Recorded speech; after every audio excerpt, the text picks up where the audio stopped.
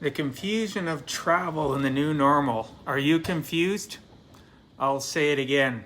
The confusion of travel in the new normal. Are you confused?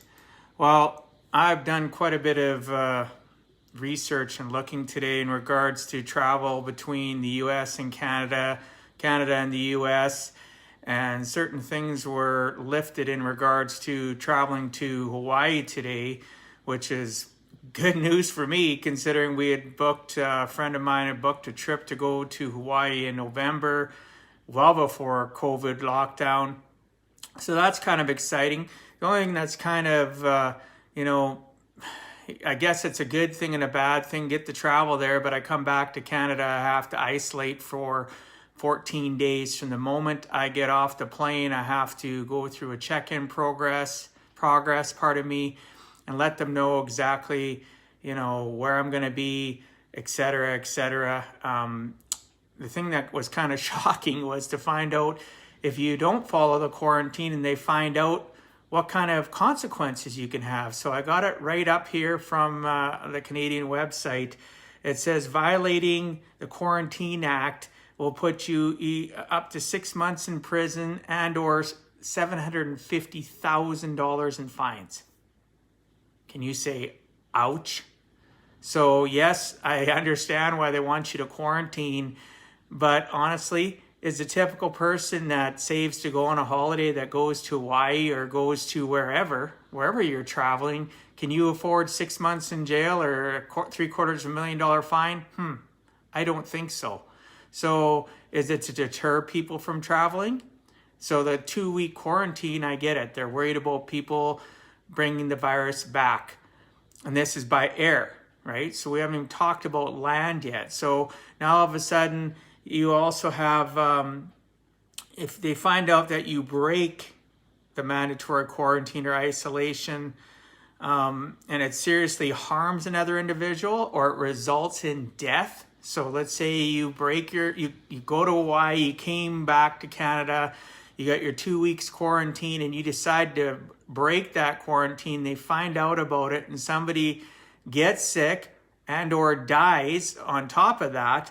You could be fined up to $1 million and be imprisoned up to 3 years, and you have the potential of both, it says. So $1 million fine and 3 years in jail because somebody died because you went on holidays, came back, knowing the consequences. You know that you have 14 days to self-isolate. I get it. So I'm not against it, not for it per se, in the sense that, I don't get why in that 2-week period I couldn't go get a COVID test and if it comes back negative. But they say that it can, take up to 2 weeks for symptoms to show up. So I get it, right? I don't, necessarily believe all the rhetoric and information because some of it contradicts itself depending on which health system you look at, whether it's, in North America, Canada, or the US specific or other countries. But regardless of that, the fines were kind of amusing to me because really, bottom line, you can fine me whatever you want. Good luck getting it from me. It's not going to happen, and probably a majority of the other people on the planet would never be able to afford it either. So that being said, travel by land. While they still have the ability, you can travel easier to fly, right? In a tin can from one country to another, from the US to Canada, Canada to the US, than it is necessary for travel. They do have the essential travel restriction. They've had it for months between traveling across the border between the US and Canada. And, you do that, you still have to self-isolate, et cetera, but I can go to the airport, jump on a plane and fly into the US and get into the US a lot simpler, and vice versa. The Americans coming here than you can by vehicle. Does the COVID virus know the difference? Is there a reason why flights are allowed to go to places between the two countries but yet not travel? I know they announced in the last 24 to 48 hours that if you're traveling from the US and wanting to go to Alaska, you can drive directly. You have to drive directly. They're going to track you, but you can't stop and stay in Canada. So they still have that restriction in place. I went on to the US site, it's the same way. You know, if you're an essential worker or essential traveler, you can drive across the border, no problem.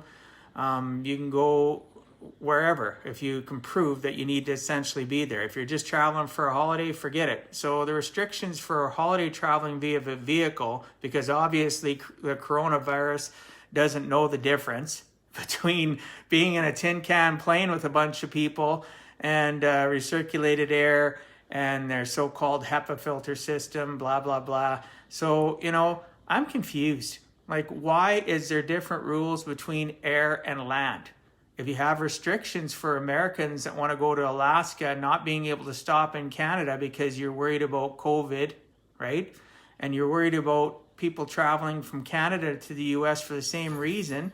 The only reason people can travel and stay in Canada, either or to the US, is if you're an essential worker, right? So they're worried about the COVID transmission, but yet I can jump on a plane and I can fly down to pretty much anywhere in the US and now to Hawaii and come back and isolate for 2 weeks. But does that mean that when I get that COVID test, so Canada wants us to have a COVID test done 72 hours before I leave to go to Hawaii come November. So yes, things could change between now and then, but if you were going to go to Hawaii right now, you need a 72-hour test for COVID. Meanwhile, think about it, they're saying 2 weeks before the symptoms can come in. So now let's say I'm out and about, let's say a week before I go to Hawaii, that's more than 72 hours yet, and I'm around somebody that's got COVID and I get COVID and they don't know because they're saying it takes up to 14 days, yet they're saying 72 hours beforehand, I need a COVID test and that'll be good enough for me to fly and go to Hawaii to present in the Hawaiian airport so that I don't have to be quarantined there when I arrive for 14 days. Do you see the conflict? Do you see, am I the only person that sees the stupidity in all this? So 2 weeks, because the symptoms can take up to 2 weeks to show up. 72 hours though prior to me traveling from Canada to the US, right?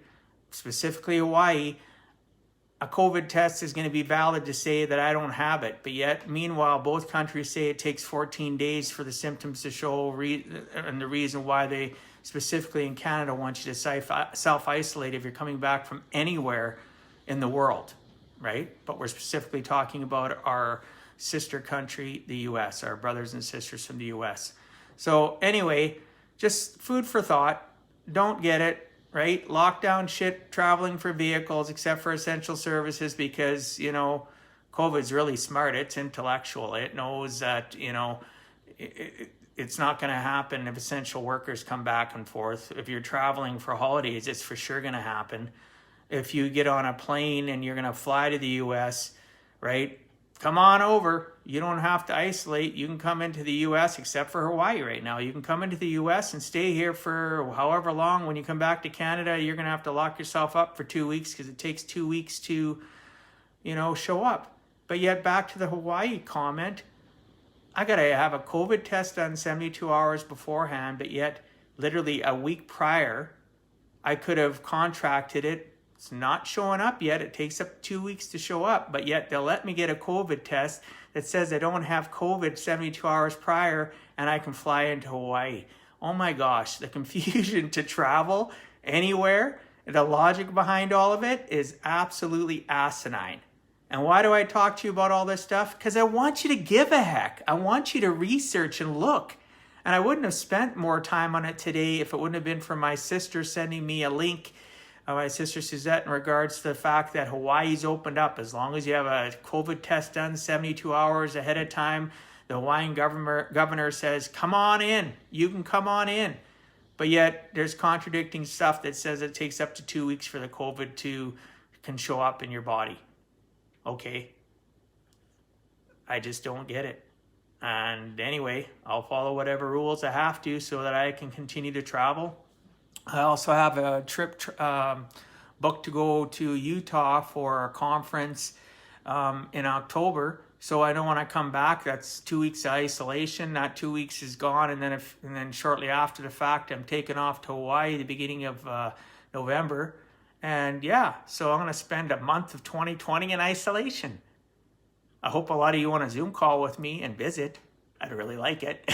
Anyway, I'm not upset about any of this stuff. I just want people to think. So why do I talk to you about all this stuff? Because I give a heck, and I want you to as well. So let's see who's on here. Abu, Jesse, Aaron, Brian, David.